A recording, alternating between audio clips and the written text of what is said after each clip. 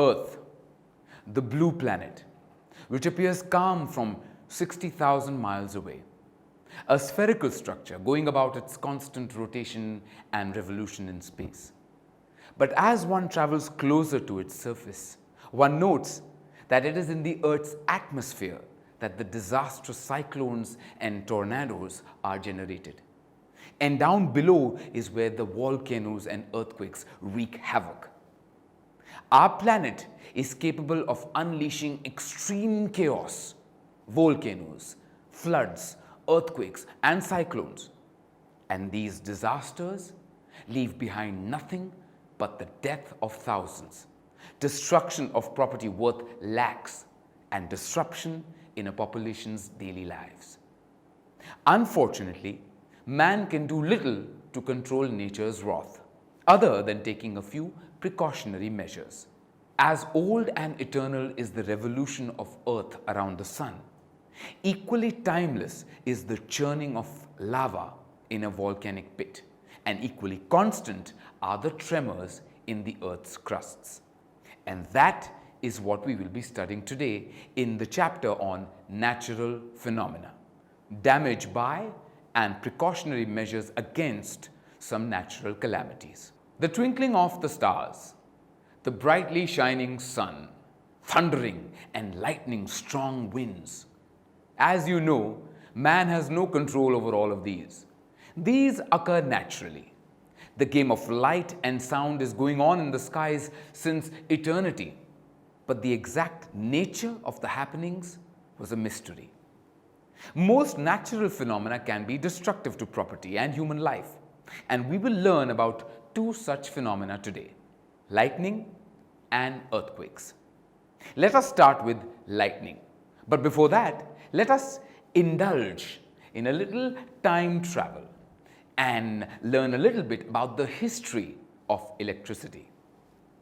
If we look back into history, we find that around 600 BC, the Greek philosopher, mathematician, and astronomer Thales of Miletus observed that amber, when rubbed with silk, acquires special properties. That is, it produces sparks and attracts small pieces of straw. Thales also observed that pieces of magnetic rock called lodestone also have such powers. The words magnet and magnetism come from the name of the place called Magnesia, where lodestone was found. Also, other commonly used words like electricity and electron come from the Greek word for amber, electron. The first references to electrical effects such as static electricity and lightning were recorded over 2,500 years ago. And it was not until 1600 AD that a man named Dr. William Gilbert coined the term electrica, a Latin word which describes the static charge that develops when certain materials that are rubbed against amber. This is probably the source of the word electricity. Lightning is also an electric spark, but a massive one. In ancient times, people did not understand the cause of these sparks in the skies, and they mistook it to be the wrath of the gods, and they were afraid of it. Today, we know the science behind it all, and we know that lightning is caused by the accumulation of charges in the clouds. And we need not be afraid of lightning. It is a natural occurrence. But we have to take precautions to protect ourselves from the deadly sparks. So let us get to know this phenomenon better. Let us discuss some of the properties of electric charges and understand how they are related to the biggest natural electric spark called lightning. Let's carry out a few fun tasks for this. You may have done this. When you rub a plastic scale on dry hair and bring the scale close to small pieces of paper, you will see that the paper pieces get drawn to the scale. Here's another experiment which works on similar lines. Take the refill of a used ball pen and rub it vigorously, on a piece of polythene. Now bring it close to small pieces of paper. Take care not to touch the rubbed end of the refill with your hand or with a metallic object. Repeat the activity with small pieces of dry leaf, husk and mustard seeds and observe what happens each time. When a plastic refill is rubbed with polythene, it acquires a small electric charge. Similarly, when a plastic comb or scale is rubbed on dry hair, it acquires a small charge. These objects are called charged objects. In the process of charging the refill and the plastic comb, polythene and hair also gets charged. So when certain objects are rubbed against another object, electrons may get transferred from one object to another. If an object loses some electrons, it is left with a surplus number of protons. Thus, this object becomes positively charged. If an object gains electrons, it now has a surplus number of electrons. Thus, this object becomes negatively charged. The transfer of charges is responsible for static electricity in various objects. Static electricity is the main reason of lightning as well. Now, other small experiments which help us to decide whether an object is carrying a charge or not, there is an equipment that helps us detect this too. Electroscope is the device used to test whether an object is carrying a charge or not.